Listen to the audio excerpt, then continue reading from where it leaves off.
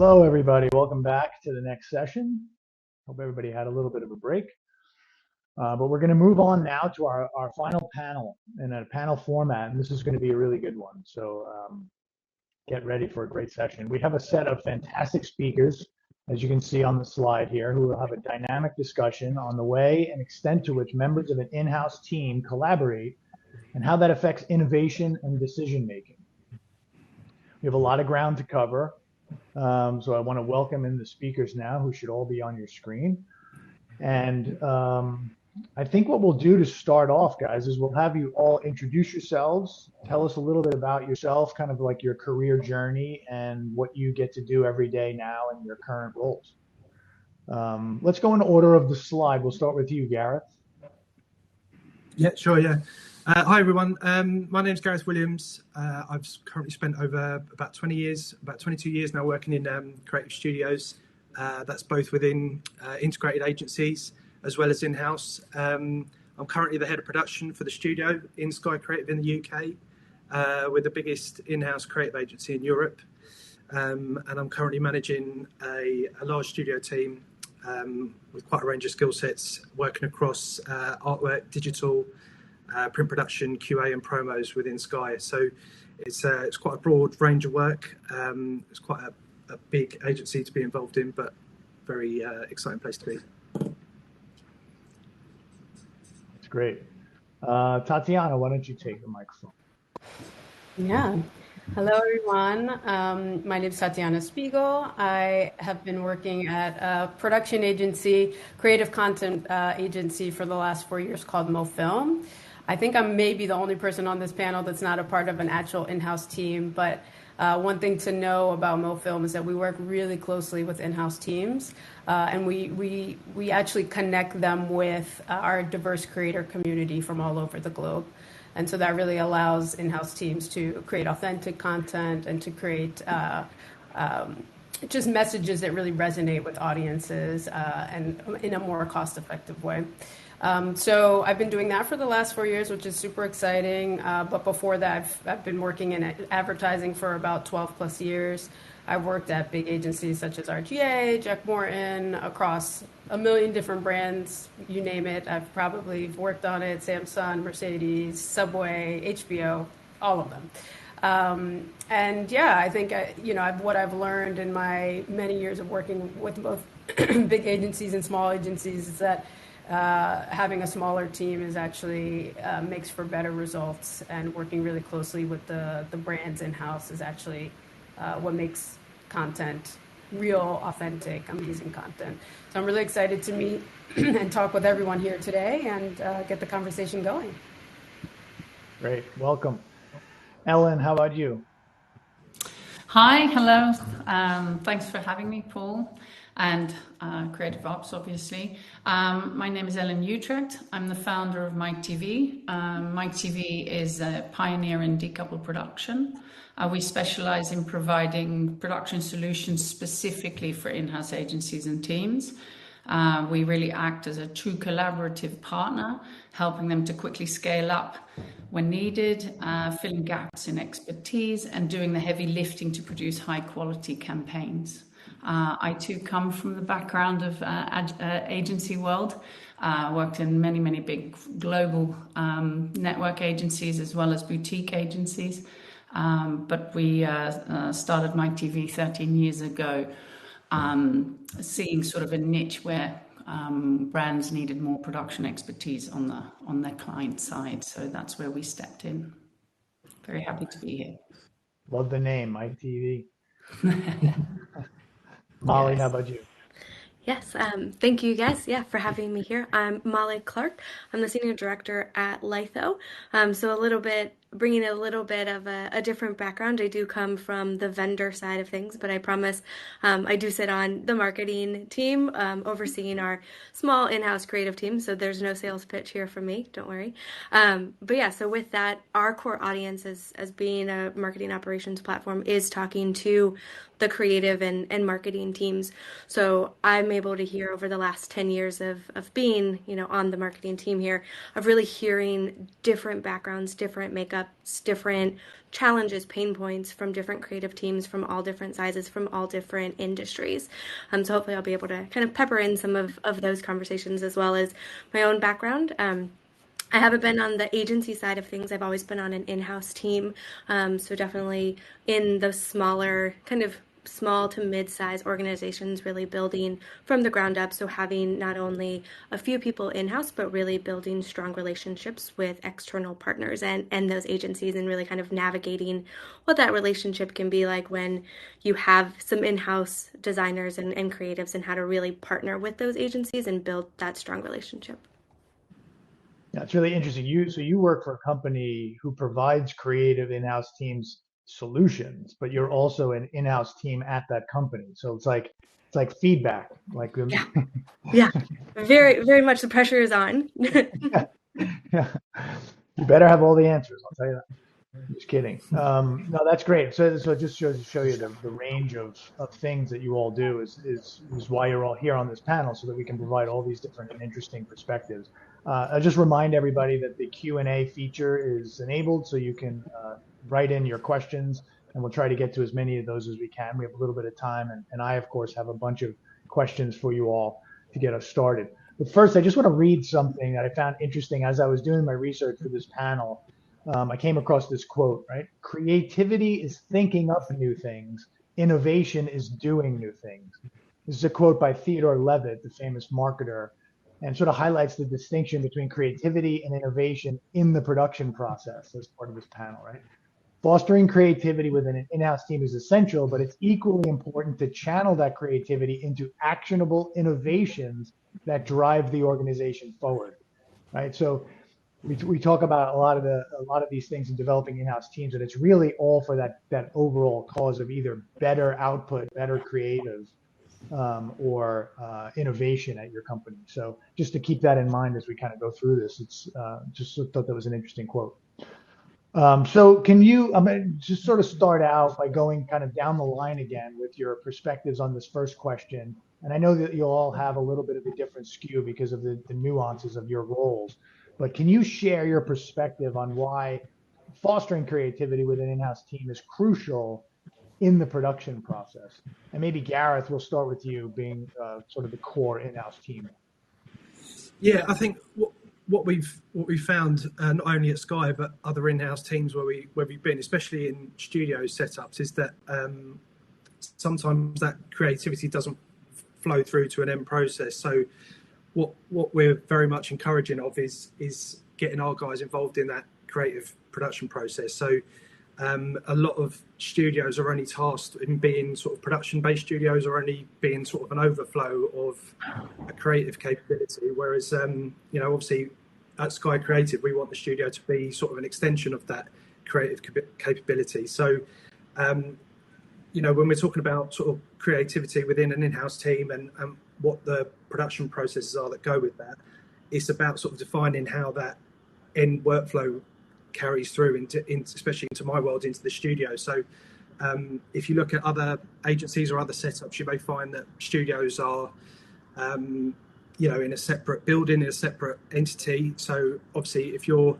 building an in-house team at scale, we want that end process to be seamless from start to finish. So getting the production guys involved in kick-off sessions, creative briefings, whatever it may be, it's trying to get those guys upstream as much as possible. So to try and stop that sort of barrier, if you like, before you hit the production process, and defining where those sort of clear handoffs can take place. So it's a difficult one to do, because obviously getting involved in those creative processes and those briefing sessions and all those creative conversations that take place before the hardcore production process kicks off is quite difficult. But I think it's just about sort of building trust within that creative process and making sure that you're involved in those conversations, and that you're actually being tasked with delivering that work at scale, and that the creative departments can basically trust in you. Yeah, great points. Ellen, what are your thoughts on that? Well, I think it's super important to foster creativity in-house. I think it's one of those things where before an agency was always, creativity was sort of the number one thing, and bringing it in-house means that there are obviously a lot of number one things happening in the industry. I think that creatives really need to they need time to be creative, right? They need that time. So I think it's super important for the business to understand, or the brands to understand, that bringing in creatives into your in-house agency, you have to make sure that they're actually left to do that job. I find often that they're pulled into back-to-back meetings and haven't actually got any time to be creative. So I find that that's a really, we have to sort of protect them in that respect from the bureaucracy, from all of the meetings and the things that they don't really need to know about. And that's one of the things that I really find super important for creatives to be creative. Yes. Molly, what about you? Yeah, absolutely. Like really trying to carve out that time. What we try to do is bring our stakeholders and our creatives in at the same time and kind of really set the stage for the project.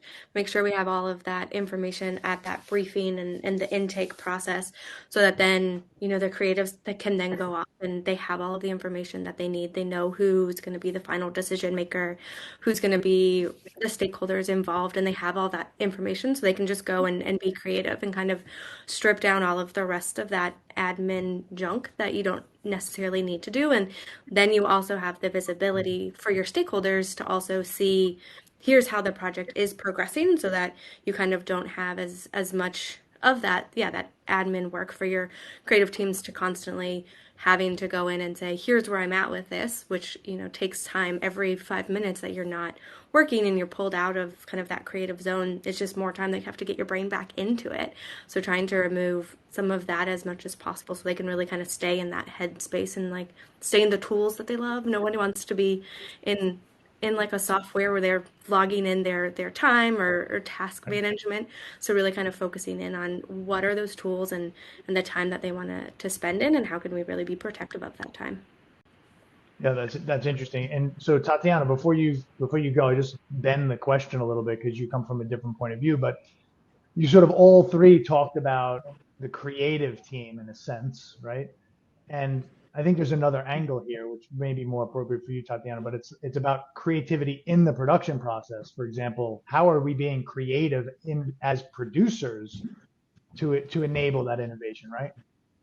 I think that everything that Gareth, Ellen, and Molly just mentioned allows for that. If we have the space for the creative team and we bring them into the process in collaboration with the production team from the beginning, it allows the production team to also feel a part of the creative process, and it allows them to come up with innovative ideas on how to make their dreams and their ideas come to life.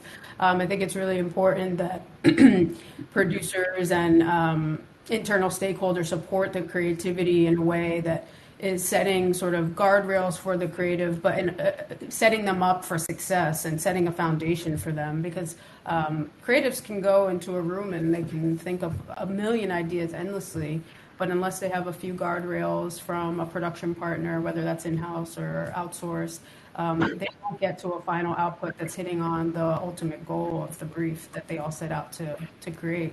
So I do believe the best producers, and I do believe the best internal stakeholders that are partnering with these creatives are the creative ones that want to build something just as good as the creatives do, and they're coming up with innovative solutions on how to get to that end goal. Yeah, so true. Ellen, I'll start you off with this question, but how do you define collaboration kind of in the context of the production process, right? And how does that maybe impact innovation for you? Well, very much actually, the way Tatiana actually mentioned it, it's super important for us to be bringing producers in from the beginning, right? It's so important because there obviously it helps with diverse perspective, which is always great, but it also allows for the producers to feel creative and be part of the process. Producers are able to help with bringing new talent to the table they might not have thought of, etc. But but most importantly, it allows for innovative solutions when the creative does not match the scope. For example, I mean that happens quite often, as Tatiana was just saying. We do have, usually we have a certain budget or scope to deal with, and creatives can come up with things that are possibly totally out of scope. But I think it's really important for a producer to really give back different kinds of approaches. There are so many ways of being able to produce a campaign in so many different ways, and within very high budgets, low budgets, etc. So offering perspective from a producer and offering solutions also comes, that process allows for really innovative ideas, I feel. Yeah, totally. I've never heard of creative people coming up with wild things outside of the budget. That's never happened. And outside of the box, hopefully. I mean, I think that producers should also be very out of the box thinkers, right? Like not always just the standard route. I really like to, make sure that our team always offers really outside of the box thinking and solutions, and that in itself is very creative, Totally. I mean, creativity can come into any part of it, right? I mean, like figuring out how to make the budget work for that out of the creative with numbers. You can be very creative with numbers. Any Molly or Gareth, either of you want to add to that question before I move on? Only that, that obviously the creative process is going to push the production side of things, the boundaries that go with it. But we've had plenty of conversations where the creative idea doesn't translate to what we're going to have to, physically deliver. So it's just, I think, as long as we're thinking about that end process at the start, and like I said, getting involved in those conversations right from the beginning to say, amazing creative idea, but just so you're aware that the ramifications of delivering said campaign will be, lead times and, difficulty of delivering a campaign, whatever parameters you have to put in there. So it's that constant communication between teams, because what we have found that, when you've got teams at scale, if you're trying to sort of define collaboration, a lot of the times you're trying to work out exactly what's stopping it. So if there are silos within agencies, like I say, big teams working on multiple briefs, often silos do the miscommunication between teams then occurs off the back of that. And then there's sort of a lack of workflow transparency to go with it. So that's what we try and eradicate at the start, to make sure that those campaigns are sort of seamless. They're never going to be 100% seamless, but it's just the communication that flows within those teams to make sure that the end process is as painless as possible, I suppose. Absolutely. It's interesting because we talk about bringing the production people into that early creative process, even at the brief, and then in those early creative rounds. It's actually, like, to me, it's like equally important to bring the creative people into the beginning of the production process, right? Because too often the production team sort of gets the ball and then runs with it and then winds up retouching it to death, and then the creative wants to pull it back or take it in a different direction or whatever it might be. Takes that project too far down the production road. So it's really a partnership and a collaboration the whole way. I mean, I think that's what we're all saying, right? So Molly, I'll start with you on this. Any examples of maybe successful collaborations that you've had with your in-house team that led to innovative solutions or good outcomes? Yeah, I was just thinking about this ahead of time. We have, as we take a look at our team, so as I mentioned, our core audience are the marketing and creatives. But what we've started to see is, as we've built out our customer experience team, a lot of our previous customers have started to come and work for us. So they bring to now our customer base this interesting background where they've sat in the seat as some of our other customers because they have been a customer. So that's a really fun team now that we're really starting to collaborate with, because they are creative directors and have this robust creative creative background, and they're now sitting on, more of a services seat. And so we, for the last almost year now, have pulled them into some of our brainstorming conversations and things. And what we've seen is that they've really enjoyed kind of coming out of, that customer facing role and really getting back to, let me be creative for a couple of minutes. And they're able to pull all of these other stories from the current customers that they're working with, and we're able to build these really fun campaigns coming out of it. So to kind of, I think it goes back to what we were talking about, of giving people some space to be creative. And so this is kind of disrupting their day a little bit, but in a positive way, kind of pulling them out of the routine that they're used to, giving them, more of a seat with the creative and marketing team again, that they kind of had to give up in order for this role. And so that's been really like a fun point of collaboration of who else can we pull into this that has different viewpoints that then our creative team can listen to and then kind of run with those ideas that we sometimes might not have thought about because we're so in it every day. So yeah, pulling in some of those thought processes. When we were in an office, we're now all remote. We used to sit around and we would call it cocktails and creativity. So towards the end of the day, we would bring in some drinks, like a charcuterie board, and we would sit down and just throw like a lot of different ideas on a whiteboard. And that's how we got a lot of our different campaigns. So we're trying to figure out how to best translate that into a remote world too, because there's some fun stuff that can come out as you are doing those kind of cross-team collaborations. Yeah, for sure. I love the charcuterie board. Ellen, any thoughts on that in terms of collaboration? Yeah, well, I think that one of the best examples that I've had in recent time is a collaboration between a client of mine that approached us to create a magazine. That was really just the brief, and initially it was a B2B brief, really. But we actually approached it very much with a B2C mindset, and really honed in on delivering an editorial excellence. So there's been really bad examples of brands creating magazines, or what I call branded entertainment.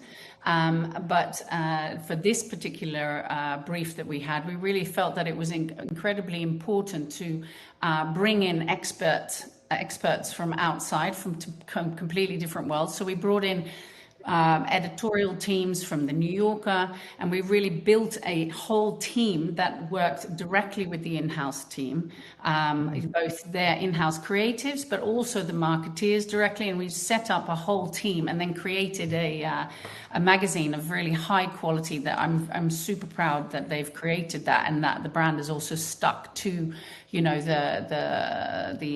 essence, which is, creating something that people actually want to read. So it's really a B2B brief, and it was very well received. It works really, really well. But because it was so well executed and so well created from a content perspective, it also worked very much for B2C, and is now sort of a community around it, and we're creating the third issue on it. And I think that collaboration and mashing two different worlds from outside, the editorial, an old medium, mashing these two worlds together with the brand and journalists, photographers, illustrators, etc. It was innovative, even though it was a very old-fashioned medium to use. But it was really, really, I thought it was a great way of collaborating. That's so interesting. I got a lot of thumbs up on that, as you were saying. It was resonating with a lot of people. Tatiana, so when you were in that role of being the outside creative department, essentially, in a way, being a partner with the in-house team, right? Is there any objective to you being brought in early? Do you see resistance in that way and with some clients, or are they really trying to get you in as early as possible? I think that it depends on what's going on internally on their side. Most in-house teams tend to want to bring us in at a stage when they're just about to start executing. But if they're, I don't want to say smart in-house team, but if they're a team that really wants to, like we were saying, just going back to our conversation before, they're a team that wants full-on collaboration. It's to their best interest to bring us on as early as possible. So bringing us on in the strategic phase, bringing us on in the briefing stage to really understand the foundation of the entire campaign is really, I think, key to setting up a successful campaign. Whether that be film, photography, whatever it is that we're building, a billboard or something of that sort. I did want to just talk about the innovation that you just going back to what Ellen was saying about magazines. I feel like that's not a brief that normally comes across the table, and I'm just wondering if everybody else has seen a brief like that, because I have not, and it's just so interesting. I know I'm going sort of off topic, but it's just not something, and I wonder if that's going to be something that's trending, where we're going to go back to old mediums, and if maybe we should start becoming more well versed in mediums of a different generation, really. Yeah. Interesting. Yeah. Yeah. The throwback is definitely a big thing right now. At Showtime, we did a big throwback campaign for our show called Yellow Jackets, because the show takes place in the 80s. And so we went back to a lot of 80s types of mediums and even talent, which was really fun. We went back to the MTV News. Remember that show when it was on MTV? We went back and recreated something there. So the throwback is, I think, an interesting thing. And of course, all the printers would love that. The printers definitely loved it. They've helped us so much with really creating, and it's a craft, isn't it? Print. It's such a beautiful medium, and it should definitely not be, lost, really. And I think utilizing all old mediums and bringing them into the new is, people enjoy it. I think it's a part of the branded entertainment thing, really creating something that people want to use. That I don't think anybody really minds if it's brought by a brand, if it's something of interest or something that has really been created by a brand and makes sense, for them to make that. So no, do we get a lot of those kinds of briefs? No, we do get quite a lot of odd briefs. I think that's what they, reach out to us for. But also because we work so closely with the creators from the start and internally, we come up with these things together. Yeah, so it's a part of the process, I think. Mm.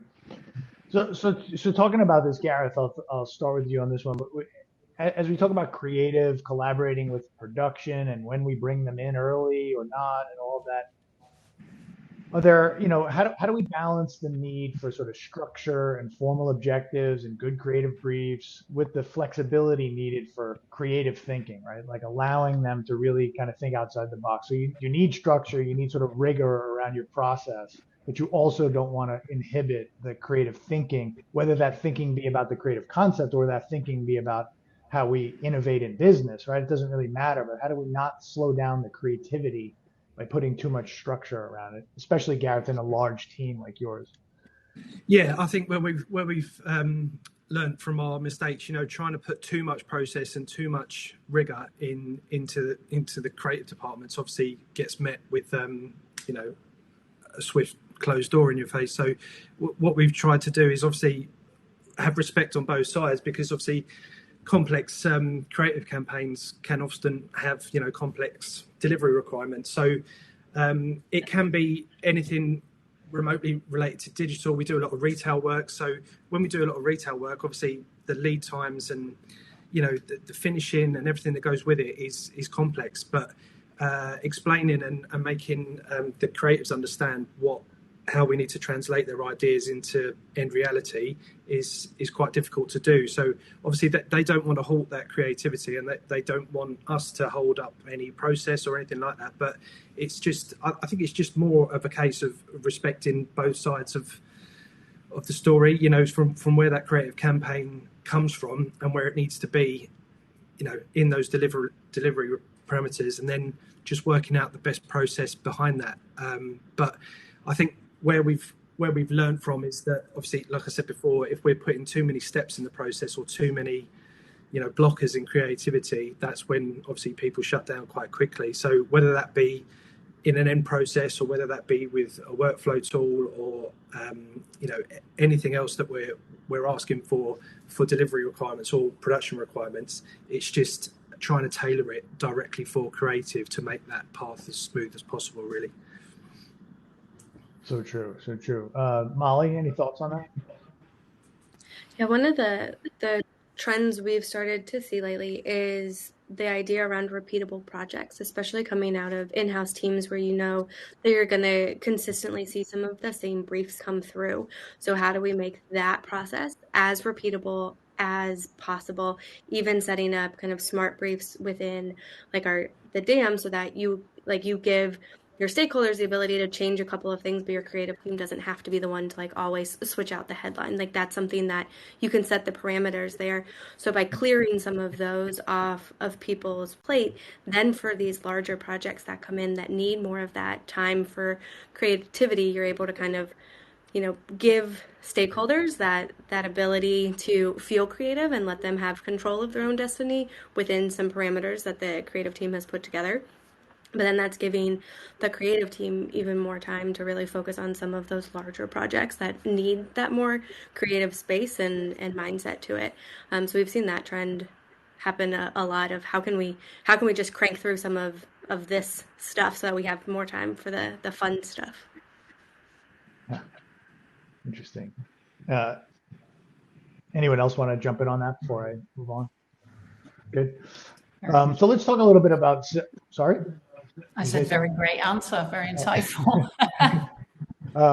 Let's talk about a little bit about sort of celebrating success and failures, right? Are there examples that you might be able to share about where you've maybe celebrated a success or analyzed a failure, kind of a post-mortem that led to significant improvements in your work, where maybe you realized something about your team or about your process that needed fixing? Who wants to jump in? Molly looks like you.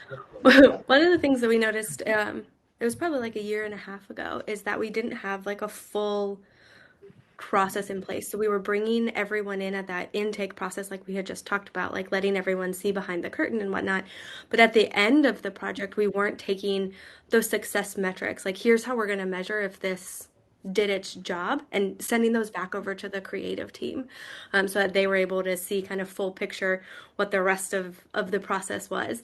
So that was something that we've now added in, is we do kind of that post-mortem, or kind of let people know we did A/B testing on this one won, this is what we're seeing, and we bring the creative team back to like the proverbial strategic table and say like, here's the results of what happened, so that they're able to then kind of adapt their creative based on what those results were. So we saw that was a kind of a missing part of the process that we're now kind of trying to make a repetitive thing that we always bring them back to check in. Interesting. Gareth, do you have a perspective on that? Yeah, I was thinking about this earlier, actually, when we're talking about sort of celebrating success and failure. I think after a lot of big campaigns, we've been dragged into a famous sort of wash-up conversation where we've all got together and talked about how that campaign went, and obviously what the failures were, or what held us back, or what potentially tripped us up along the way. But after sitting in, hundreds of wash-up conversations, it's very rare that you come away from it knowing exactly what you need to fix and what exactly, or who's been tasked with fixing that process. So as well as recognizing what has happened, I think it's just as important to say, as of now or going forward, we're going to introduce a new process or a new workflow to enable us not to go through that again, whether it will be with the way a campaign was delivered, or I've been involved in some pitch processes where it's been stressful to get that work together and to present that work, and when we're sitting there saying, I really don't want to experience that again, or we shouldn't have broken a team in half aiming to deliver that work. But it's actually recognizing how to address that going forward, and properly sticking to it to make sure that failure is addressed and dealt with. Interesting. I share an anecdote of my own. One of the things that we found really helpful at Showtime, and maybe this applies to the larger department versus the smaller department in some ways, But what we tried to do is a regular kind of process meeting, we'll call it, where it was about analyzing a failure. Perhaps if there was a recent problem that happened, that would be a topic for the meeting, or if there was a recent success, that would also be a topic. But there was also just this sort of general desire to improve stuff, right, on an ongoing basis. But what we did was and this is kind of the tip, it's like we didn't have the manager level people in that room. We had the one tier below that manager level, and the managers weren't in the room, right? So you had that sort of like supervisor level or manager level, not the director, whatever, however your company does titles. But that allowed them to just kind of like freely discuss the little pain points in the everyday process. Oh, I don't know how to use that piece of software, or why am I not being brought into the brief earlier, or why didn't I get that email, or those types of things that pop up. And it's amazing how if you take it one level down, how much actually gets done rather than the sort of politics of that higher level. Yeah. Just. No, I love that. It's exactly the way that we're handling things at the moment as well. It's like really doing like a post-mortem. We send out like a little survey, but we don't do it to all the sort of higher level people that are, usually make the decisions or are part of the approval process, but really on the process level of, asking them what they thought about the people that we'd actually worked with on that particular production. Would we want to have that person come back again? And it's amazing if you actually send out a small little survey at the end of every production or every project that you work on, and I wouldn't have known that they didn't particularly like working with this DP, for example. I wouldn't have known that because these things are usually up, we're on to the next project. But because we do that, and because we actually really carve out time to do a bit of a post-mortem, as you call it, now we can really adjust things and replace people if we do, and maybe need longer time for a certain production, etc. So we use the same system, Paul. And Right. just to add to that, we also very similarly ask our production partners, we ask them to fill out a survey because they'll feel it just as much as everybody else on the in-house side and on the creative side when timelines are totally unrealistic or pre-pro was truncated in a way that really was making the production, making it become at risk. So I think it's really important that when you're working with like all your DPs and photographers and everybody that you're sort of going through over the years is to get that feedback loop so that you can continue to try and make their experience as comfortable as possible as well. As much as you can under really tight deadlines, which is most of the time what we're all working up against. Right. Just shifting gears briefly into the technology world, and trying to keep this as vendor agnostic as possible here because it's a Henry Stewart event. Are there specific tools or maybe it's a technique or so that you recommend to enhance the collaboration, to promote a culture of collaboration in your world? Is there a particular type of or category of software maybe that you've implemented that helped with that collaboration and made it easier, especially in this hybrid world we all live in? Gareth, kicking it off. Yeah, I think when we spoke earlier about if there's any success stories with collaboration, obviously when we've looked at workflow tools, and at Sky we've had a sort of bespoke workflow tool designed for us. So, a lot of people buy into Workfront and buy into different sort of workflow tools, but we designed our own, and it took a hell of a long time to get there. And I think again where we found where we were losing creatives and producers and stuff like that was making it too task heavy and too task dependent. So, but in other sort of success stories, when we're talking about sort of software and workflow tools, a real sort of success story was when we started using Figma.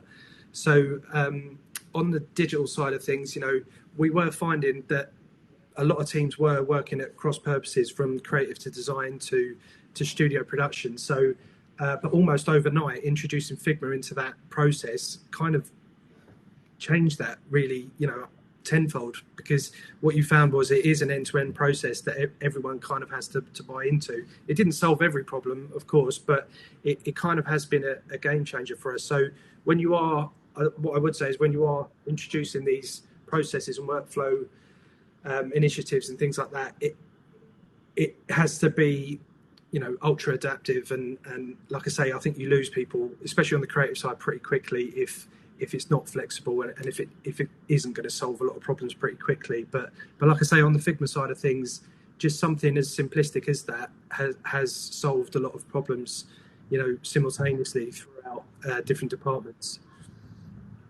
Interesting. Molly, might you have a perspective? I might. I was gonna try to see if I should sit this one out or not. But what we've seen is Nah. obviously we drink our own champagne internally, so we're not only selling a tool, but we also use it internally.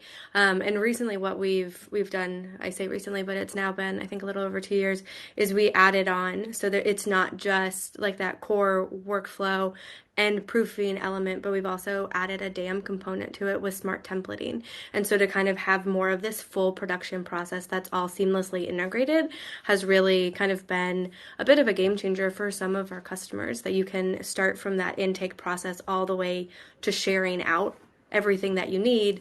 It's kind of been, and keeping it all in one solution has been something that's been really really kind of powerful for some of our customers, and then having that collaboration all the way through. So there's like app mentioning from the very first interaction with a request that pulls through the whole project, so you just have that kind of stream of chats throughout, so that you're always able to collaborate with people on it and pull people in when you need to and stuff. So that's a good one to look at. I think being part of the, if you being part of an in-house team and actually adding them to your own, we're not allowed to mention brands, are we here? But your workflow, whatever your communication software that we use, we always get brought into the in-house team's way of communicating, and vice versa if it's impossible for them to do that, which makes you also feel much more part of the team, and it's much easier rather than an email, or you feel like an outsider within a brand, because we're sort of brought in, and it feels like a very quick and nice way of dealing with the creatives and the producers, and even the marketeers. So I really like that side of things, making sure that everybody is on the same platform to communicate. Yeah, 100%. Totally agree with you. Tatiana, I don't want to cut you off. Did you have anything? No, I think that's everyone. I agree with what everyone just said. I think the most important thing is, at the very least, if you're not able to get into their workflow platform, at the very least, try and get into the same communication tool. And because I know every single brand, every single production team across the board is using some sort of communication tool. It's just a matter of getting everybody in the same space, so that you can have that shorthand with each other, and you don't feel like you have to have a formal email for every single request or question. It also helps with just timelines and getting things done just much quicker when you don't have to have a million stand-ups a week and many emails to address. You sort of create this shorthand that you would have with your internal colleagues, which is really nice. Yeah, I love it. Okay, so we're in the home stretch. We want to save some time for questions, so I'm going to go into a couple of different things. But I'm curious how each of you might answer this next question, because you all come to it from such a different point of view. How would you build your team differently if you were building it from scratch today? It's kind of an interesting question to think about, right? Like imagine you were, you took ownership of whatever company you work for. Maybe you own it already. How would you build your team differently? Where would the focus be? Maybe you don't have to get into org charts here, but like, is there a void? Is there something you put more emphasis on? Maybe. I know how I would answer it, but I'll start with you, Molly, from your. Yeah, candidly, I would take a look at time zones. That's one of the things right now. So we are a global company. So half of my team is in there's it's a 6 hour difference. And so really finding that time, it's such a small time it's either morning for me or afternoon for them. So like your day, you're trying to squeeze everything into this short window. Sometimes there's requests that come in later day and it's like, sorry, you're going to have to wait. So though there are perks that, there are some things that you can just kind of hand off as my day ends. And I know it's going to be there when I log on in the morning. It has sometimes been, a challenge. So for me, it's time zone. Yeah, that's interesting. We're a global world, right? I mean, clearly, look at us all. Ellen, thoughts? Yeah, I think that would I do something differently? Well, I've actually started doing something a bit differently. I think I used to do this without really realizing it, but we hire people from completely different backgrounds and different industries. So, and it was a little bit because producers are so highly in demand. Every brand, but we were competing now with the Hulus and the Apples, and everybody's hiring producers.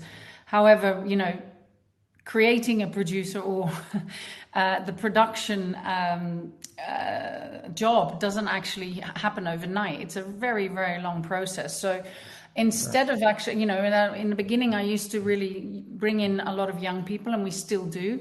But that took a lot of time. And so we decided, I also started to look at different industries and really, really hire people on cultural fit with the same work ethos, and with the same sort of vibe that we have, but also people that production is production, and there's just many ways in many different categories of work.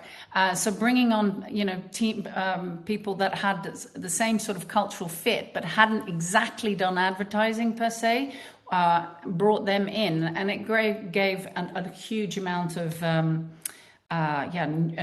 new sort of energy that I love, because people are learning new things even though they've had the experience and have done this for quite a long time. So I guess I'm already doing it a little bit, but that is definitely something that I said I would do differently from now on, really building and scaling the business in that way. So interesting, yeah. Tatiana? I just wanted to say I love what Ellen just said, because it's a lot of times you're hiring for a person's attitude rather than their exact experience. So I think if you can get somebody from a different industry that has the right attitude to come in and sort of train them up, I think it could be an amazing match. So that's a great nugget. Thanks for reminding me of that. I think. Hey, just to interrupt you. Amen to that, because I mean, I hired a bartender one time who became my best retoucher. He didn't know anything about retouching when I hired him, but that's you're hiring for the person, not for the experience. Exactly. Yeah, that's great. So our model is so lean. We're able to create cost-effective productions and strategy and creative because of that. But we do tend to lean more heavily on the creative and production side. So I think if I were to start all over again, and if 10 years ago, when we all everybody sat down to decide what MoFilm would be made up of, I think I probably would have brought in more in-house strategic support, because we do have them as a part of our community and we bring them on a project basis. But I do think that the way things are trending is that most brands are having, they're bringing in a lot of in-house producers, a lot of in-house strategy also, but a lot of times the strategy tends to get the shorter end of the stick, and they don't have a large team behind them. They have like one strategist. So it would be great if we could be sort of that turnkey solution that understands their brand from the beginning, and we can really partner with them on that front. So I think just adding a little bit more strategy from a staff perspective, I think would be great. But otherwise, yeah, I think times are changing. One of the questions here is an interesting one about do our in-house hires going in-house, is this a trend, or if it's going to bounce back on the other side? So I think, obviously we'll have to to stay close to that and, you know, see how the market changes. But I think for now, having an in-house strategist would be super helpful for all of our in-house clients. That's great. Gareth, how about you? Yeah, I totally agree with what Ellen raised. I mean, the way you recruit and the way you hire for particular roles is so important. I think we've had a lot more success with the more sort of junior roles that have come into Sky. So as we've built the studio and as we've got different hiring requirements in there, we've obviously found that there's a certain group of talent that have either been doing the job for a very long time, or you know they're set within their ways and in their roles. But when we've hired the more junior people that have come out of unis or programs or whatever it may be, they've often kicked on a lot quicker to become involved in other areas. So as well as doing a fantastic job for us, obviously with the scale of Sky, they've obviously found the opportunity to move on quite quickly. So obviously we want specialisms and we want to hire experience, but also we want to sort of nurture that more sort of junior talent to make sure they've got a lot more scope to grow. And I think it kind of lends itself quite quickly to see, you know, when you interview these people, that they are quite ambitious. They want to be multi-skilled. They don't want to be sort of pigeonholed to one set requirement or skill set. So I think it's really important, if you were doing it from a blank canvas, which I don't think I've ever had a totally blank canvas, but if you are sort of restructuring or starting again or whatever it may be, is to really sort of do your research about what is the requirement from the business, about what they would want from a studio, a team of producers or whatever it may be, to be a fully integrated team into the agency, rather than being a sort of, a support function or an overflow unit, basically. Yeah, it's kind of an incredible time. There's an amazing amount of talent that is free agent right now due to all of these mergers and COVID repercussions and all of these things that affected various industries. And so, like, for me, I see the trend as going out more to partners, to your point, Tatiana.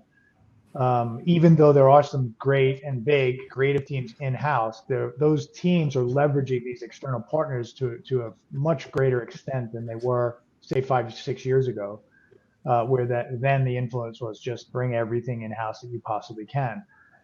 So, and headcount being the issue that it is these days for big companies and whatnot, I think that's a real trend. Plus, you just really get to tap into incredible talent, because you don't necessarily have to have that on your team maybe 12 months a year, but if you need them 2 months a year, you can hire the absolute most talented person in that category. Right? So I think that's really interesting. So some questions came in from the audience, from the gallery.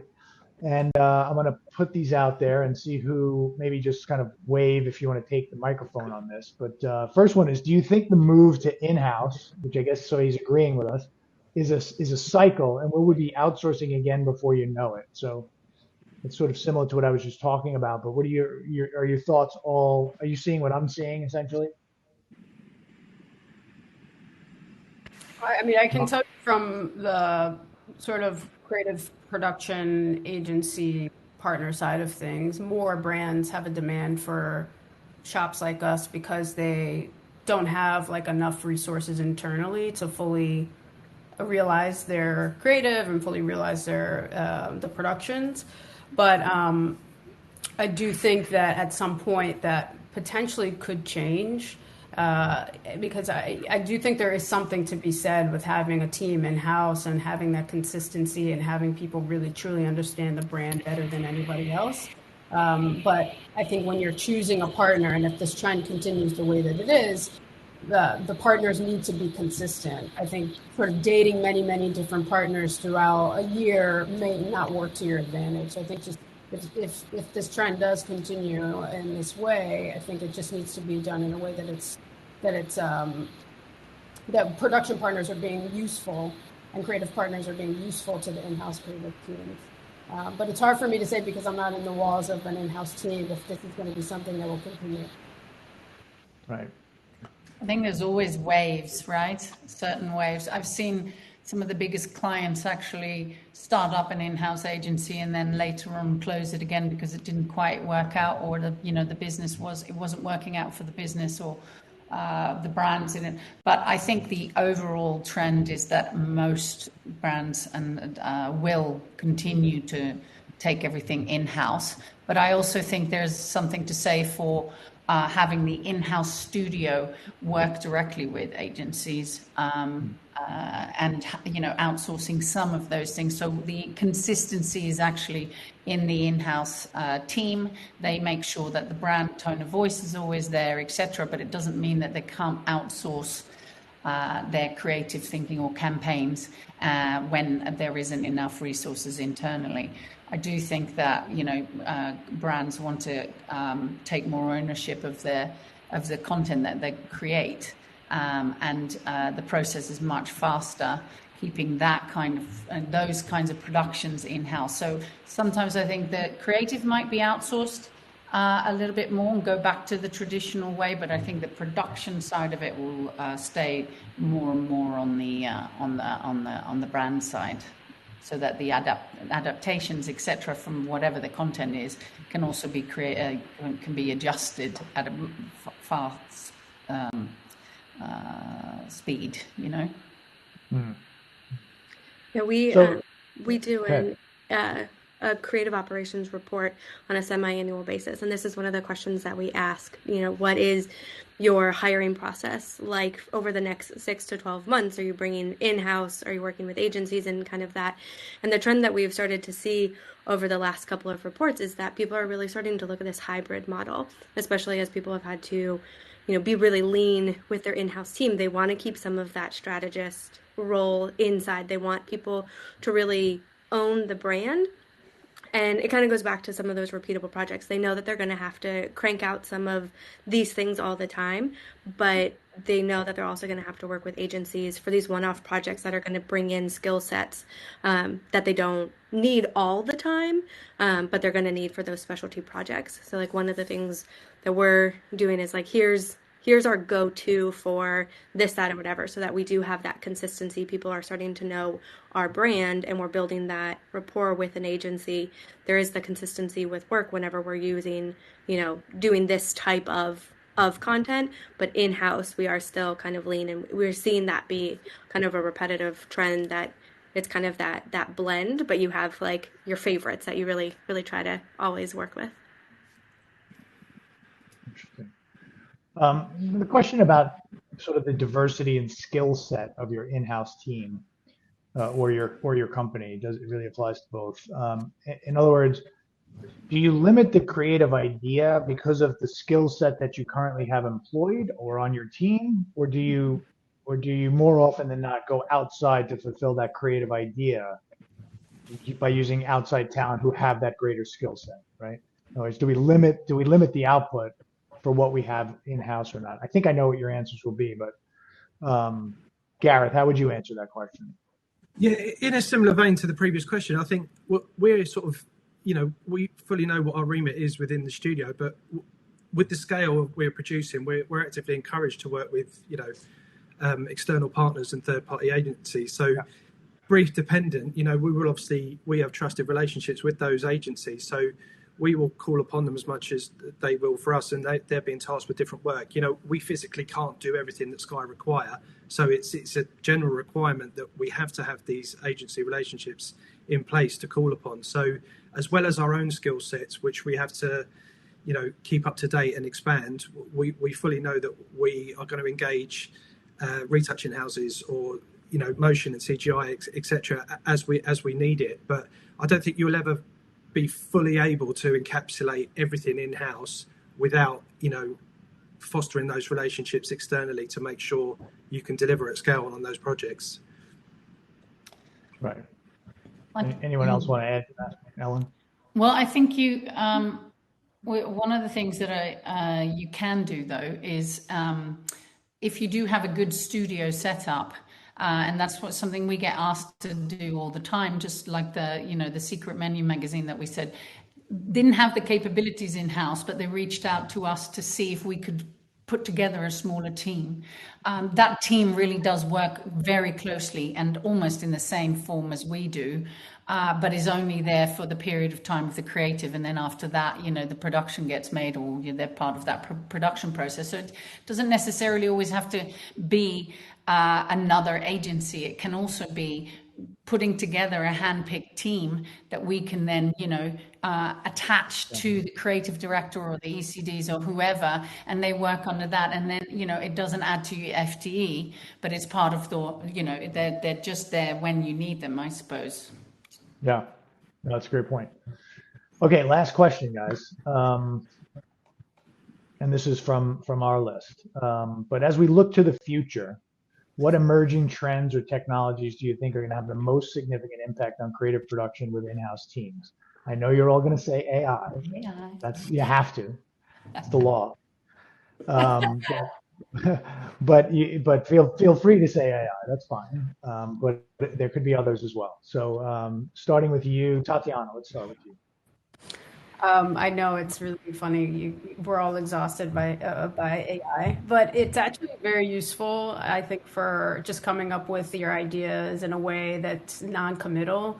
So we tend to use a lot of Midjourney, Runway, ChatGPT, of course, to help script writing, briefs, even writing emails. But I do think some of these visual tools, Stable Diffusion, things like that can kind of bring your idea to life so that you don't go and waste time and go down a specific path, I think is really useful. I also think when you're thinking of VO, there's tons of new VO tools out there, like 11 Labs, where you can, if you're saying, I want this spot to sound like Bradley Cooper, you can easily go in and have a voice generate Bradley Cooper, and then put that against your script. And so I think just kind of like going through these exercises creatively is really nice, a really amazing tool for creatives. But I do think that creative jobs are not going to go anywhere, because you still need the minds behind it to sort of decide what creative direction they want to go in the first place. So, I would say AI tools. That's my answer. It's nice to go first in this question. Molly, jump to you. Yeah, I mean, I think AI is definitely something. It's the focus of our next creative operations report and how people are going to use it. I know internally we're going through like a website refresh and a messaging refresh whole process right now. And part of what we're building out is within our messaging guide of here are prompts that you can use to make sure that you stay on brand, on tone, on voice, because we know everyone goes off cuff and tries to create their own things. Especially when you work closely, I work closely with our sales team, and they're always going to butcher whatever you provide to them. And so this way you kind of at least are giving them some capability to try to keep it on brand. And so I think that's how we're going to start to see people incorporate it, is how can you have to embrace it, because I don't think it's going anywhere. So how can you use it for good rather than evil? Right. Ellen? Yeah, well, of course, let's stick to the AI topic, but I think I find it really, really exciting. I've always embraced future, new things, and I always really want to know how things work. So yes, we are using it more in the creative space, but I'm super excited and very interested in learning more and more about how it's going to affect post-production, that whole process, but really deep into the process. Can we do, how much of our video content is going to be created in, 3D studios, and how much of the backgrounds will be replaced, etc., and really see how some of the productions that we would never have been able to make because of money, etc., and time, that's actually speed up process. Not wanting to obviously replace any creatives, really, because as Tatiana was saying, I don't think it really replaces creatives, but definitely helps with flying to certain to different locations which we wouldn't have been able to do. I'm really excited about looking at even creating narrative film work that might we're actually looking at identifying scripts that would never have been able to be made because of a lot of these, production restrictions, and now really looking at how AI can help that process and perhaps get a script made that would never have been made otherwise. Yeah, so interesting. And Gareth? You didn't go, right? Yeah, I mean, obviously again on the AI side of things, it took off so quickly, and I think there's a big sort of education piece to be done on the creative side about how we use it and how it's sort of properly used within our sort of creative space. But we've got a few sort of transformation projects we're looking at the moment. AI is one of them, but also automation and how we can sort of harness that on the production end, especially in the studio. We've talked about automation for a good few years now, but it's only sort of more recently that we've sort of got under the skin of it and realised the benefit of what that could be. There's a lot of fear behind it. There's a lot of people that think automated systems will replace that human element, but as we said earlier, we're trying to give people the tools to make their jobs more effective, not actively replace them. So there's a big sort of understanding of that, and to know where it will benefit studios and production processes. So yeah, along with AI, automation is going to be big. Yeah, and there's nothing greater than having AI take care of all the jobs we don't really necessarily want to do, right? There are a lot of mundane, awful things like Excel sheets, that now they're, Chad GPT, I call him Chad, fixes for us, which I love, I embrace it, but... Yeah, I think that's a really interesting place for AI and machine learning to impact in automation and doing the jobs that humans don't need to do, right? Versioning things, created different formats for social media or whatever it might be. That's really interesting. Just my little 2 cents on this question, I think about a lot is like the job management systems, the project management systems. I feel like, just keeping AI out of this answer, and AI will contribute to this in little featured ways. But I think people are tired of the proliferation of marketing tools and production tools. There's like 9,000 logos in any Google search that you come up with, right? And so there's all these little pieces and parts, and every one of them comes with a monthly subscription because that's the model now. And I think just like in TV, where people are sort of like canceling their subscriptions, I think people are tired in marketing of having to be a database developer or having to know how to script a web app, right? And there's this new movement, it feels like, back to a kind of all-encompassing tool for an end-to-end agency workflow or production workflow or whatever part of it might be. And I'm not saying that for your benefit, Molly, although I know that you're in that category, but I think there's others, and I won't mention any now, but I'm working with one specifically that's really interesting, and they put all of together into one tool, and it feels like such a breath of fresh air because I've been battling plugging all these little things in together to make it work. It feels like a bunch of Tinker Toys or Legos that at any moment breaks and then you're screwed, right? So I think that there's a real movement in the technology space to come kind of the recoming together of these features. So well, maybe you can let us know what that tool is then. That would be nice. I will. I know you're not allowed to mention it here, but maybe we can get a little. I will. Get me on. Anybody that's listening can hit me on LinkedIn, but I won't mention it. Well, any last final thoughts, guys? We're over time. I've got numerous messages that this is the favorite session of the day, so congratulations to you all. This is great. Any thoughts? We're good? Just thanks. Thank you for having us. Thank you so much. Lovely to be all three of you. Lovely to see you again. And Paul, thank you very much. And hopefully see you again. Great speakers. Thank you so much. And I just want to remind everybody that's out there listening, November 17th is the next in-person event out in LA. A lot of us will be there. And look forward to seeing you online, and good luck in your creative production endeavors. Thank you. Bye. Have a good day. Thanks, guys.